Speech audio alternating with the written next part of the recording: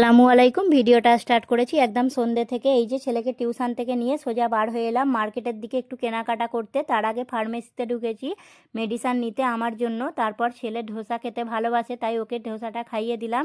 তারপর ওখান থেকে বার হয়ে একটু ফল কিনে নিচ্ছি, যেহেতু কাল থেকেই রোজা পড়ে যাবে। অল্প অল্প করে ফল কিনে নিলাম, রাস্তাঘাটে প্রচণ্ড ভিড়।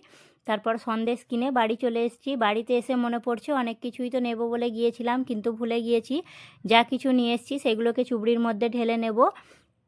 ফল আর মেডিসিন নিয়েছিলাম, যা কিছু নিয়েছি সব কিন্তু বেশিরভাগই অল্প অল্প করে নিয়েছি, যেহেতু সামনেই প্রত্যেক দিন রোজার মাসে সবাই মার্কেটে যাবে, তাই অল্প করেই কেনাকাটা করেছি। এখানে কমলা লেবু আর মোসাম্বি লেবু নিয়েছিলাম, আর একটা পেঁপে নিয়েছি, আর আঙ্গুর।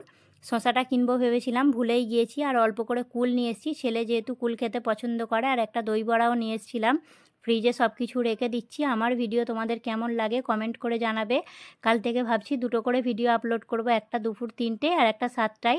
আর এখানে রুটি আর সন্দেশ নিয়ে এসেছিলাম, আর দই বড়াটা ঢেলে নিচ্ছি, মা ছেলে মিলে খাবো। তোমরা কমেন্ট করবে আমি দুটো করে ভিডিও আপলোড করব কি না। দেখা হবে নেক্সট কোনো ভিডিওতে। ততক্ষণ পর্যন্ত সবাই ভালো থাকবে। আল্লাহ হাফেজ।